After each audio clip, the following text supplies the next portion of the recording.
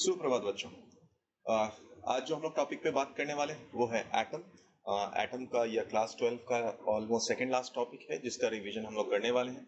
यहाँ तक जितने भी आपने चैप्टर रिवाइज किए उसको बार बार रिवाइज करें और एटलीस्ट मेक श्योर करें कि आप 20 से 30 टाइम्स सारे फॉर्मूला बुक या फॉर्मूलाज को आपने अच्छे से सुना हो, सो दैट जब आप एग्जाम में हो तो आपको ये ना लगे कि ये फॉर्मूला तो कहीं सुना सुना सा लग रहा है। ठीक है, इसके बाद कुछ और बातें, एक दो दिन लेट हो गया बीच में, बट कोई बात नहीं, हम लोग कवर अप कर लेंगे उसको भी। क्लास 11 का जल्दी ही स्टार्ट करेंगे क्लास 12 वाले टॉपिक खत्म करने के साथ साथ। ठीक है, तो चलिए स्टार्ट करते हैं। आज हमारा टॉपिक है एटम। एटम में सबसे पहला बात हम लोग करते हैं कि अल्फा पार्टिकल स्कैटरिंग के बारे में। ठीक है, तो अल्फा पार्टिकल स्कैटरिंग क्या है भाई, आइए इस पे थोड़ी सी और चर्चा करें। तो अल्फा पार्टिकल स्कैटरिंग जो था वो बिस्मथ मटेरियल था जिससे हम लोगों ने रेडियो एक्टिव मटेरियल से अल्फा पार्टिकल को जनरेट करा था। जनरेट करने के लिए जो हमारे पास इलेक्ट्रॉन वोल्ट में या पोटेंशियल की जरूरत पड़ी थी या एनर्जी की जरूरत पड़ी थी वो था 5.5 मेगा इलेक्ट्रॉन वोल्ट। अब इसके बाद जाकर एक्सेलरेटेड चार्ज पार्टिकल, यहाँ पर एक छोटा सा गोल्ड फाइल हुआ करता था जिससे जाकर ये टकराया था। जो टकराया था डिटेक्टर प्लेट था वो जिंक सल्फाइड से मिलकर बना हुआ था। अब इसमें क्या क्या ऑब्जर्वेशन थी कि बहुत सारे अल्फा पार्टिकल जो थे वो without any deviation pass out कर चुके थे। तो इससे क्या पता चला था हमें, इस पे और बात करेंगे। दूसरा ऑब्जर्वेशन क्या था कि बहुत कम परसेंटेज ऑफ पार्टिकल थे, लगभग 0.14% अल्फा पार्टिकल जो कि 1 डिग्री से ज्यादा डिटेक्ट किए थे। मतलब ये 0 डिग्री है अगर, तो 1 डिग्री से ज्यादा लगभग 0.14% पार्टिकल थे। डिफ्लेक्शन 90 डिग्री से ज्यादा ऑब्जर्व किया गया था, बहुत रेयर पार्टिकल थे या 0.0125% पार्टिकल थे जो कि 90 डिग्री से ज्यादा डिफ्लेक्ट किए थे। इससे कहानी से क्या समझ में आया, तो इससे हमें या कंक्लूजन ये निकला कि जो एटम के अंदर का स्पेस है वो 99.86% तो लगभग अनऑक्युपाइड है या वो वैकेंट है, जिसके कारण जो हमारा अल्फा पार्टिकल था वो विदाउट एनी डेविएशन पास कर गया था। नेक्स्ट जो आया, जो पार्टिकल 90 डिग्री से ज्यादा डेविएट किए थे, उसका मतलब था कि यहाँ पर बहुत कॉन्सेंट्रेटेड पॉजिटिव चार्ज है जिसके कारण हमारा अल्फा पार्टिकल डेविएट हो गया था। इसी पार्ट का नाम बोला गया न्यूक्लियस। ठीक है, चलिए उसके बाद बात हुआ कि न्यूक्लियस जो किसी भी एटम का है वो हमेशा रेस्ट में रहता है और वहां से कोई डेविएशन या वो मोशन में नहीं आया। इससे क्या पता चला, इससे पता चला कि न्यूक्लियस का साइज जो है वो अल्फा पार्टिकल के कंपैरिजन में बहुत ज्यादा हेवी हुआ करता था, तभी वो रुका रह गया, वहीं पे अपनी जगह पर स्टेबल था। अब नेक्स्ट पॉइंट बोला गया कि जो इलेक्ट्रॉन्स है वो न्यूक्लियस के अराउंड ऑर्बिट करते हैं, जो कि बिल्कुल प्लैनेट जैसा कि प्लैनेट एक सन के अराउंड रिवॉल्व करता है। बट ये एक गलत बात थी, इस पे हम लोग बाद में चर्चा करेंगे। ये गलत बात था, क्यों गलत हुआ था तो देखेंगे। क्योंकि यहाँ पर फेल इसलिए हो गया था क्योंकि अगर हाइड्रोजन स्पेक्ट्रा पे बात करें तो ये एक्सेलरेटेड अल्फा पार्टिकल या इलेक्ट्रॉन जब घूम रहा होगा तो उसके कारण वहां पे एनर्जी रेडिएट होगा, तो रेडिएशन से इमिट होनी चाहिए या एनर्जी मिलनी चाहिए थी, जो कि नहीं दिख रहा था। फिफ्थ पॉइंट अगर आते हैं हम लोग कि नंबर ऑफ अल्फा पार्टिकल कैसे डेविएट हुए थे, तो ये छोटा फॉर्मूला हमारे लिए बहुत ज्यादा इंपॉर्टेंट नहीं है, इस पे जरा ध्यान रखने बस उतना ही काफी चल जाएगा। तो नंबर ऑफ अल्फा पार्टिकल जो थे directly proportional to Z square divided by sine to power 4 theta by 2 E square के बराबर। वेयर ई क्या है हमारे पास, kinetic energy of the alpha particle, जो कि आपको किसी भी फॉर्म में दिया जा सकता है। हाफ एम वी स्क्वायर के फॉर्म में दिया हो यानी कि वेलोसिटी दिया जाएगा, या तो फिर डायरेक्टली आपको इलेक्ट्रॉन वोल्ट में दिया जाएगा या जूल में दिया जाएगा। फिर है इंपैक्ट पैरामीटर।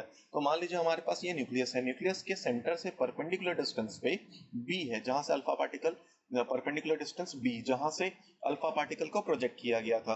ये जो परपेंडिकुलर डिस्टेंस था बेटा, यही हमारे पास क्या कहलाया गया, इंपैक्ट पैरामीटर। ठीक है, अब ये जो बीटा पार्ट या बी डिस्टेंस पे जो अल्फा पार्टिकल है वो स्कैटर्ड करे हैं बाय एन एंगल थीटा, तो यहां से हम लोगों ने बी इंपैक्ट पैरामीटर निकाल लिया। वो किसके बराबर होगा बेटा, अब ये क्लोजेस्ट अप्रोच के केस में भी आ जाता है कई बार, ये सवाल आपने देखा होगा जब हम लोग इलेक्ट्रोस्टैट्स की बातें कर रहे थे। फिलहाल हम लोग आते हैं impact parameter B is equal to आया हमारे पास Z E square cot theta by 2 divided by 4 pi epsilon naught into E. Capital E क्या है हमारे पास, इलेक्ट्रिक फील्ड। इसको और सिंप्लीफाई करना चाहे तो आप लिख सकते हैं बी इज इक्वल टू के, क्योंकि 1/4 पाई एप्सिलॉन नॉट की वैल्यू आपको पता है, Z into E square into वही cot theta by 2 divided by energy के बराबर। ठीक है, चलिए अब इसी में अगला पार्ट आता है हमारे पास क्लोजेस्ट अप्रोच। अब देखो जो अल्फा पार्टिकल थ्रो किया गया था वो उसके लिए इंपैक्ट पैरामीटर की वैल्यू 0 थी, डायरेक्टली सेंटर की तरफ फेंका गया था, तो आपको एनर्जी जो है हमारे पास उसको पोटेंशियल एनर्जी से बराबर कर दिया। तो काइनेटिक एनर्जी को पोटेंशियल एनर्जी से बराबर कर दिया। पोटेंशियल एनर्जी क्या होता है हमारे पास, k times of q1 into q2 upon R के बराबर, वही यहाँ पर है, and that R is closest approach. तो अब रदरफोर्ड का जो मॉडल था बेटा वो फेल क्यों हुआ था? तो पहला कि इलेक्ट्रॉन स्टेबल नहीं होने चाहिए थे। क्यों नहीं होने चाहिए था बेटा? अब इस बात को समझो, क्योंकि इलेक्ट्रॉन अगर मूव कर रहा है न्यूक्लियस के अराउंड तो वहां पे सेंट्रीपिटल एक्सेलरेशन है, जैसा कि उन्होंने बोला प्लैनेट की और सन के सिस्टम जैसा है तो सेंट्रीपिटल एक्सेलरेशन होगा। अगर एक्सेलरेशन है हमारे पास तो ये ईएम वेव इमिट करने चाहिए थे, जिसके कारण इसका एनर्जी कम होगा और इसके कारण इसका स्पाइरल पाथ होकर ये गिर जाना चाहिए था। ठीक है, और जो एनर्जी इमिट हो रहा है बेटा वो कैसा होना चाहिए था? कंटिन्यूअस एनर्जी होना चाहिए था। ठीक है, बट एक्चुअली में हमें डिस्क्रीट एनर्जी या हाइड्रोजन स्पेक्ट्रम मिला था। चलिए फिर आते हैं हमारे पास बोर्स मॉडल हाइड्रोजन एटम के लिए, जिसका पोस्टुलेट 1 था। पोस्टुलेट 1 क्या बोल रहा है हमारे पास कि इलेक्ट्रॉन किसी भी एक स्टेबल ऑर्बिट में ही रिवॉल्व करता है, और जिस ऑर्बिट्स या स्टेबल ऑर्बिट में ये मूव कर रहा होता है वहां पर वो ड्यूरिंग द मोशन कोई एनर्जी रेडिएट नहीं कर रहा होता है। ठीक है, हर ऑर्बिट के पास अपना एक डेफिनेट एनर्जी होता है और इलेक्ट्रॉन सिर्फ इसी ऑर्बिट में रह सकते हैं। पोस्टुलेट 2 क्या बोलता है हमारे पास कि इलेक्ट्रॉन उन्हीं ऑर्बिट में रिवॉल्व कर सकते हैं जिसमें या जिनका एंगुलर मोमेंटम हमारे पास NH/2 के बराबर दिया हो। अब एंगुलर मोमेंटम को बेटा हम लोग mvr भी लिख सकते हैं।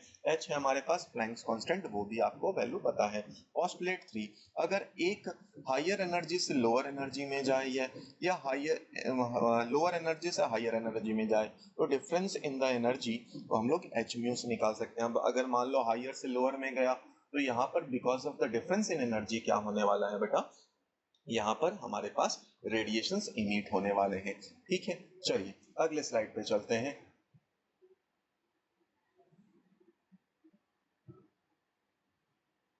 आइए, तो हमारे पास नेक्स्ट काम में आते हैं कि बोर थ्योरी को हम लोगों ने एनालिसिस किया। क्या है बेटा आप जरा समझो। तो हम लोगों ने यहाँ पर देखा जो हमारे पास फोर्स था, अब इलेक्ट्रॉन पे जो फोर्स लग रहा था वो था Q1Q2/r², इसको mv² रखा, और दूसरा इक्वेशन जो हमारे पास मिला वो mvr = nh/2 के बराबर हुआ। अब इन दोनों एक्सप्रेशन से हम लोगों ने वेलोसिटी को सिंप्लीफाई करा। ठीक है, तो कैसे किया होगा सर? बेटा आप आराम से यहाँ पर देख सकते हो। तो mvr में आप mv की वैल्यू निकाल लो, तो mv की वैल्यू आपको पता चल गया NH/2 पाई। फिर v को यहाँ से आपने सिंप्लीफाई कर दिया। ठीक है, NH/2 pi into small r, 2 pi into small r। अब आपने इसको यहाँ पर पुट कर देंगे mvr वाले इक्वेशन में, तो mv/r इंटू v। अब ये mv की वैल्यू आप पहले वाले स्लाइड से वहां पर पुट करके सिंप्लीफाई कर सकते हैं। तो जब v नॉट या vn की वैल्यू आई वो आई C/137 Z/n के बराबर। z क्या है बेटा? एटॉमिक नंबर है। n क्या है हमारे पास? ऑर्बिट नंबर है। c की वैल्यू अपने को पता है स्पीड ऑफ लाइट के बराबर है। फिर आया रेडियस। अब mvr वाले इक्वेशन में ही आपने सिंप्लीफाई करा तो हमारे पास rn का फॉर्मूला निकला। rn की वैल्यू आई 0.53 एंगस्ट्रॉम इंटू n² के बराबर। ये प्रोपोर्शनैलिटी बेटा बहुत जरूरत है कि v is proportional to z/n और r is proportional to n²/z। ठीक है, तो इसको आप याद करने की कोशिश करो, नहीं तो इसका भी तरीका बताऊंगा। देखो जैसे एनर्जी आपने निकाला, एनर्जी का एक्सप्रेशन क्या आया हमारे पास? 13.6 Z²/n²। अब जनरली हाइड्रोजन स्पेक्ट्रा हमारे लिए इतना इंपॉर्टेंट है कि लोगों को 13.6 डिवाइडेड बाय n² तो याद ही रहता है, तो अगर n² नीचे है z² ऊपर रहेगा।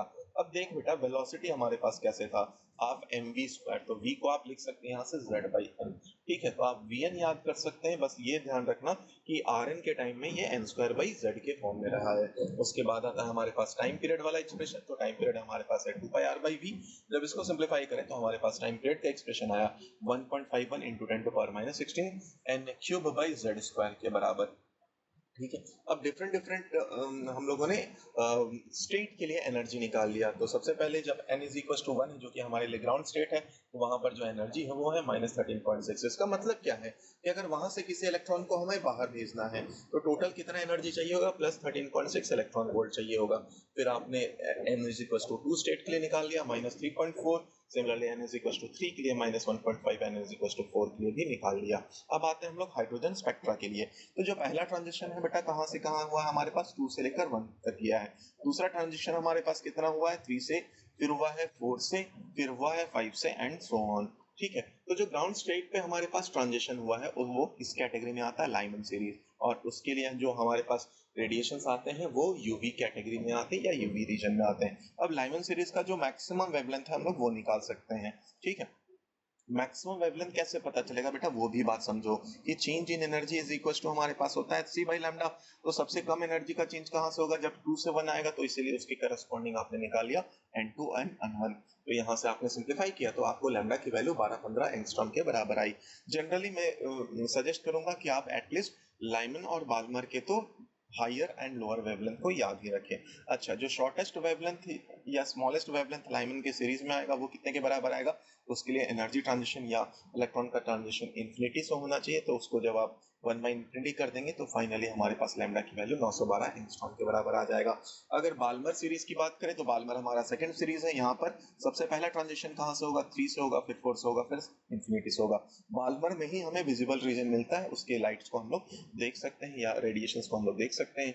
बाल्मर के लिए जो पहला लॉन्गेस्ट वेवलेंथ अचीव होगा वो 3 से 2 पे होगा, तो उसके लिए जो आएगा वेवलेंथ वो आएगा 6563 के बराबर, ठीक है, 6563 एंगस्ट्रॉम के बराबर। अगर शॉर्टेस्ट वेवलेंथ के लिए बात करें हम लोग तो ये कहाँ से आएगा, 1 बाई इंफिनिटी से। सो इसके लिए जो वेवलेंथ आएगा शॉर्टेस्ट वेवलेंथ वो 3646 एंगस्ट्रॉम के बराबर आएगा। अगला अगर n इज इक्वल टू 3 पे आप बात करें तो वो पार्शियल सीरीज में होता है, जिसके लिए भी IR रेडिएशन है। पार्शियल के बाद ब्रैकेट में भी IR रेडिएशन होगा और पी फंड के लिए भी IR रेडिएशन ही होगा, ठीक है।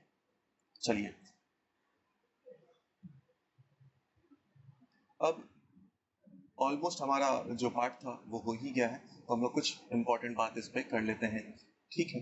तो कई बार अपने से बोला जाता है कि कितने नंबर ऑफ एटम ट्रांजिट हो रहे हैं एक स्टेट से, अगर 2 स्टेट पे जा रहे हैं तो कितने number of spectral line observe होंगे। इस बात को समझें, ठीक है, कि मान लीजिए हमारा ट्रांजिशन N2 से N1 में हो रहा है, N2 से N1 हो रहा है, तो नंबर ऑफ स्पेक्ट्रल लाइन कितने या का फॉर्मूला क्या है हमारे पास, N2 minus N1 in bracket N2 minus N1 plus 1 divided by 2 के बराबर।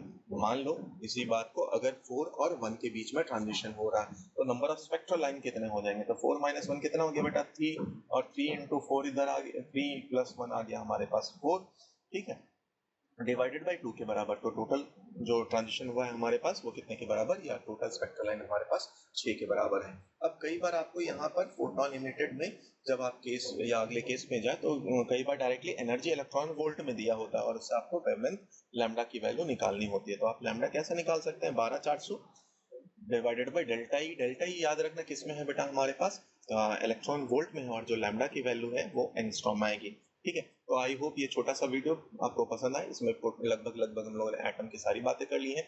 जो डिलेटेड पोर्शन है उसको बाद में बना दूंगा जब मेंस खत्म हो जाएगा उसके बाद, या नीट के बाद ही बनाएंगे उसको। तब तक आप पहले सिर्फ ये मेंस वाले पे आ जाएं, उसके बाद हम लोग जो रिमोट पोर्शन की बातें जिसमें रेडियो एक्टिविटी है या एक्सरे है उस सब की बातें हम लोग उस टाइम पे कर लेंगे। फिलहाल याद रखना बेटा, हर चैप्टर को एटलीस्ट आपको 20 से 30 टाइम्स उसको सुनना है या पढ़ना है। तो ये जब तक नहीं करोगे तो आपको फॉर्मूलाज नहीं एग्जाम के टाइम पे याद रहेंगे, तब आप वही बातें बोलेंगे कि सर सिली मिस्टेक हुआ, फॉर्मूला क्लिक नहीं हुआ। तो क्लिक होने के लिए आपको बार बार पढ़ना पड़ेगा, ठीक है। तो चलिए आज के लिए इतना ही, मिलते हैं अगले वीडियो में, तब तक के लिए बाय बाय, टेक केयर, धन्यवाद।